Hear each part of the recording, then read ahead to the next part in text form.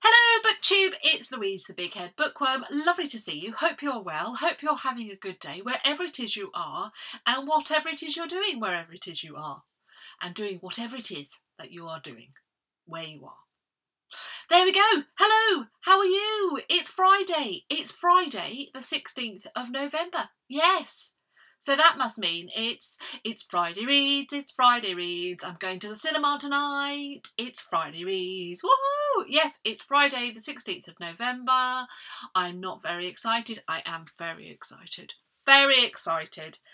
Because we are going to the cinema in about 3 hours' time. Well, actually, we'll be leaving in about 2.5 hours' time to go and see The Crimes of Grindelwald. Yes, it is the second Fantastic Beasts movie that's coming out. UK premiere was on Wednesday and it's on general release today. So the first ticket that we could buy was at midnight. I'm not going to a midnight showing. And I said to Benedict, well, we could have gone to the midnight showing at 1 minute past midnight. And he went, I could do that, Mummy.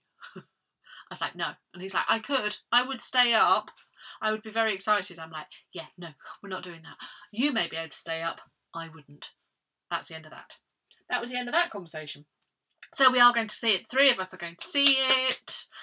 Oh, very excited. Is that all I'm thinking about today? Well, not all I'm thinking about. Mainly what I'm thinking about, though. Let's be honest. So if you've been looking at my channel at all this week, you'll have seen that a video popped up, which was Yarn Chat number 10, I believe. And that should have gone up the week before, but my computer edited the last 20 minutes. I went, nope, I'm not having that. Well, actually, my computer didn't. My computer and YouTube decided between them that the last 20 minutes was just not worth watching and wouldn't upload it. So I had to redo it and then put it back up. And then the computer and the YouTube agreed that, okay, it wasn't great, but they would allow it to be seen. So that is currently up. I am going to be doing another video. And actually, I thought we were going to go out tomorrow, but we're not going to go out tomorrow because various people are unwell.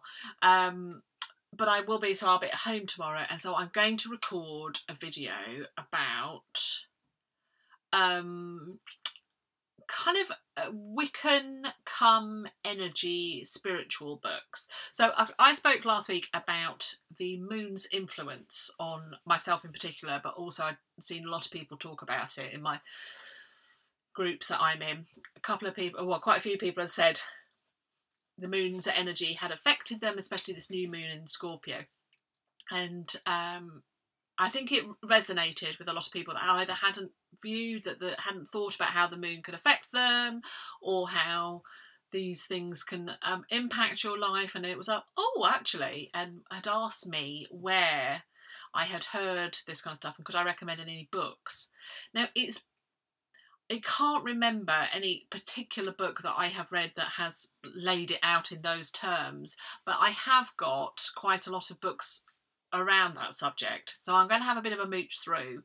So I shall do that tomorrow and I shall have a mooch through and have a look to see what books I can recommend for people if you are interested in that kind of thing. Also, a chum has reached out and said, have you got any books on Wicca? And I have got some books on Wicca, and so I'm going to contact her directly. So if you're watching it, I am going to contact you directly.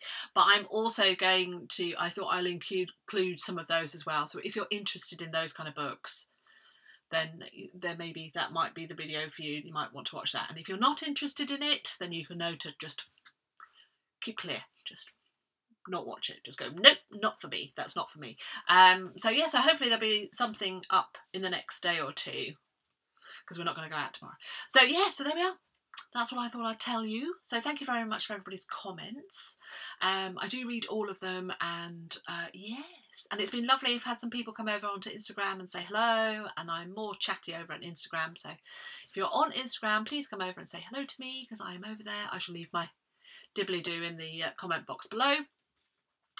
Yes, what's the other thing? I'm in a different room because the light today is shocking, and I couldn't be bothered to get out of the light box. Yes, so I'm upstairs. So I'm in one of our upstairs rooms, and you might be saying to yourself, my word, Louise, that looks very crowded in there. And it is. It is. It's full of bookcases, and actually It's got 3 very big bookcases in here. It's going to have another one. It's going to have another one right there. There's going to be a bookcase right there. At the moment, that's a stack of stuff, and it's going to have a bookcase right there. So I've got bookcases all over the shop. Bookcases and wool.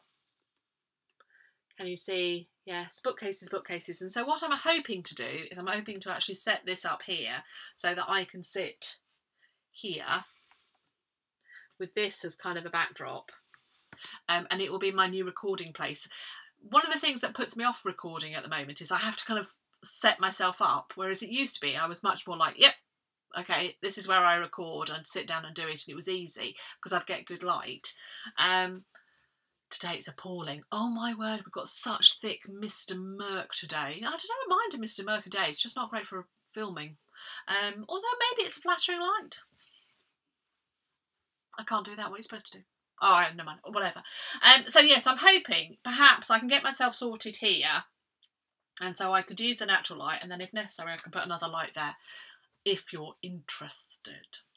But as it is at the moment, you are just on a windowsill.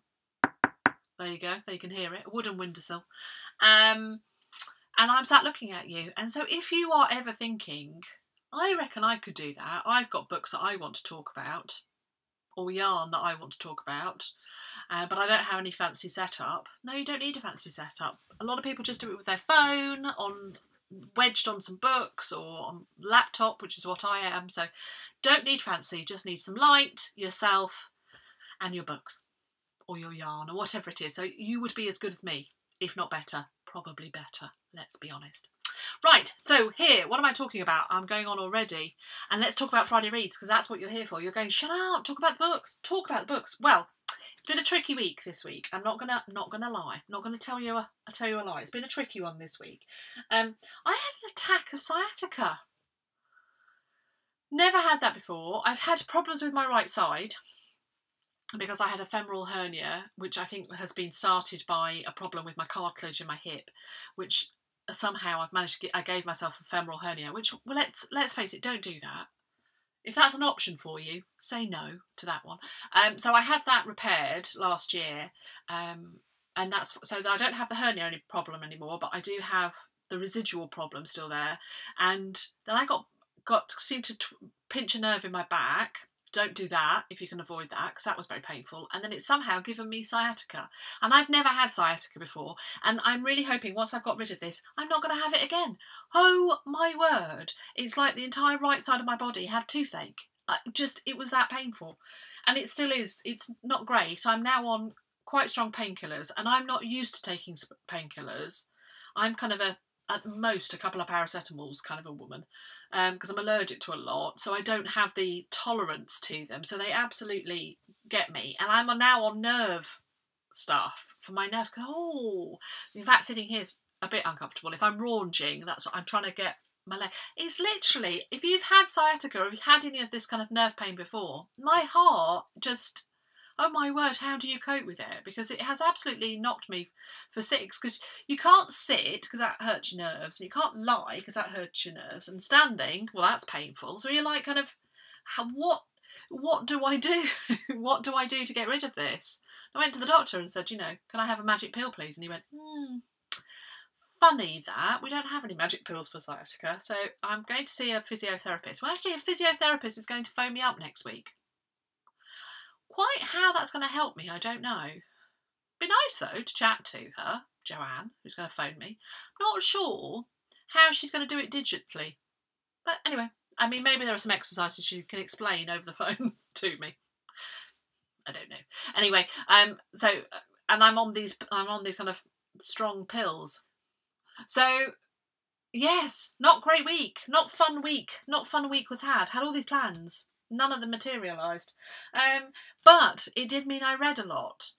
It didn't mean I read stuff that I was planning on reading, because I couldn't knit, because I couldn't sit up to knit, and my head wasn't in the right space because I'm on these kind of horse pills things.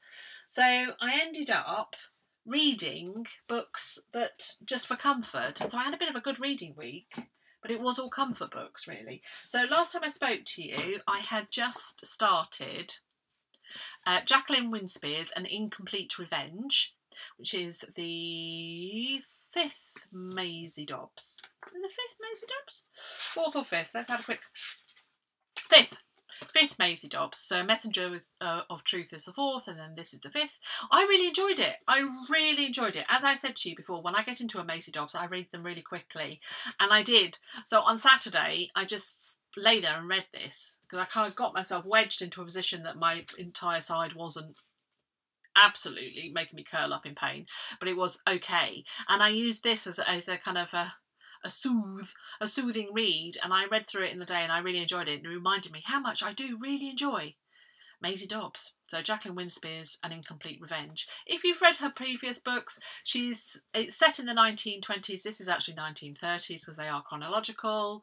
She's a private investigator. She is aware of kind of energy actually, and but is very kind of logical, and she uses her feeling tones, and she's great. She's quite a cool character though. I have affection for Maisie Dobbs, but I don't love her as a heroine. But I do have strong affection for her. So she's an interesting character. The host of characters that are around her though are fabulous, and you do have affection for those. And so yeah, really good kind of period mystery. They are written by a modern author. Jacqueline Winspear is writing them now, but really good. So I thoroughly recommend those. So that was then I picked up, I was just like, right, I need something. I saw my massive stack of J.D. Robbs, and so this was the top of the stack that I saw, and so I picked it up. It was that scientific. I went, I will read you. And I did. I lay there and read this. So this is Nora Roberts writing as J.D. Robb, Reunion in Death, and this is number of it. This is towards the earlier part, so it looks like number 14, 15 in the In Death series. If you are going to read these, they're futuristic crimes. Start with the first one, which is Naked in Death, and your cop that you are following is Lieutenant Eve Dallas, and all the surrounding cast. And by the time you've got to this point, there's quite a big surrounding cast, and they're good, and they're quippy, there's good humour in it. Futuristic crimes. The crimes can be quite brutal, but they all wind themselves up in a short paperback, and then you go on to the next one. None of them are particularly shocking. Once you've got, they are quite formulaic, but I like them for that because they're very comforting. Some are better than others. Actually, I thought this was a really good one. This is one of those where you actually know very, very quickly who is the murderess. You don't know why, but you know who, and it kind of works on from there. So that's quite good fun. So it's not a whodunit as much as why done it and can they catch her. So there we go. That's Reunion in Death. Thoroughly enjoyed that one. So much so, I then picked up, again, a stack of hardbacks. I had a little rootle through. I went, right. Read a couple of Fly Leaves and picked up this one. So this is Calculated in Death by J.D. Robb. Again, Lieutenant Eve Dallas. Now this is a long way in. So this must be towards 40. So this is number 40 or 41. So it's again set at winter. That's the best way I can tell you about it. Really enjoyed this one. I could remember who had done it, but I couldn't remember why, and I couldn't remember how it worked out. And it was really good, and the interplay between her and her husband in this is just excellent, and I loved it. I loved it for that, and all the quips and the host of characters around them. So again, cosy comfort read for me. So I was in a bit of a crime kick. When I'm in pain or if I need comfort, that's what I go for. So I actually physically read those three. I listened to They Do It with Mirrors by Agatha Christie. This is a Miss Marple cosy crime. I loved it. I listened to it on audiobook, and I'm now listening to, and I've left it downstairs, I'm listening to A Pocket Full of Rye, which is again another Miss Marple. Both of them are narrated by Joan Hickson, who is my favourite Miss Marple and narrator of Miss Marples as well. And so I'm not particularly listening to them in any order, but yes, I love her. I love her. I find it so comforting. So I'm listening to her. So I'm about halfway through that one at the moment. So that was my audiobook. Physically, I've picked up a couple of books, but although it's definitely better, the horse pills are working, the nerve blockers are working, and it's not as bad. Beginning of the week, I wouldn't have been able to sit here. I'd have been writhing around. Even though I am raunching around now, I would have been absolutely writhing around. So I did pick up quite a few books and go, but it's actually, I haven't got enough concentration, because also the horse pills are making me slightly sleepy. So I haven't got enough concentration to really focus on a book, but I want something that's interesting me. I don't want to read another J.D. Robb for a little while, because if you read too many of them in a row, then they become very formulaic. So I picked up this from my stack of books to read, and it's by Lara Bricker. It's called Lie After Lie. True story of a master of deception, betrayal and murder. So it's a true crime book by Lara Bricker, who is a contributor on the Crime Writers On podcast that I listen to. And this is about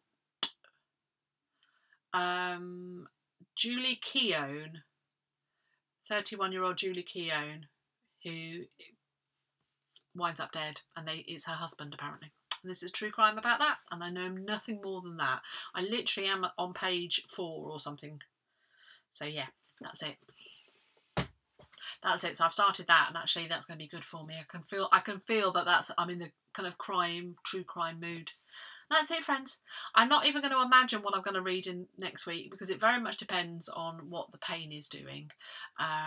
I think it's getting better. I mean, I know it will. It's not going to be lifelong or anything like that. I know it's going to get better. This is just a short period of time where it's a bit uncomfortable, and I need to get better, and I will, and then it'll be fine. Yes. And there we go. That's it. That's Friday Reads, friends. That's as much as I've got. Not bad. Decent reading. So this month is going to look at pretty good. Quite crime heavy. Not in the mood for romance. When you're in pain, not so much. But crime's nice and comforting for me. We were talking about that with a husband, and I was saying, you know, my world seems to be populated by either knitting or crime or murderers. Haven't actually read anywhere they've combined, but that's not to say that it isn't out there. The knitting murderer, something like that. But there we go. I'm now rambling. Would you like to see a very big tractor that we have in here? Would you? You would. Yeah, I knew you would. You ready? Look at that! It's a very big tractor, isn't it? Yes, it was bought for Benedict, but it was bought for Benedict because me and the husband wanted it. So when he was little, he was very much into tractors. Well, he still isn't very into tractors. Not as much as he was. And this is a John Deere tractor. So we bought it for him. So we had everything tractor in this house. I mean, everything. And yeah, we got rid of a lot of them, but we can't get rid of that one because it's so lovely. And so it's on the windowsill right here. Anyway, I'm going to stop talking now because I'm rambling. And how long have I gone on? Quite long enough. Right, there we go. Right. This has been lovely. Let's do this again. Bye.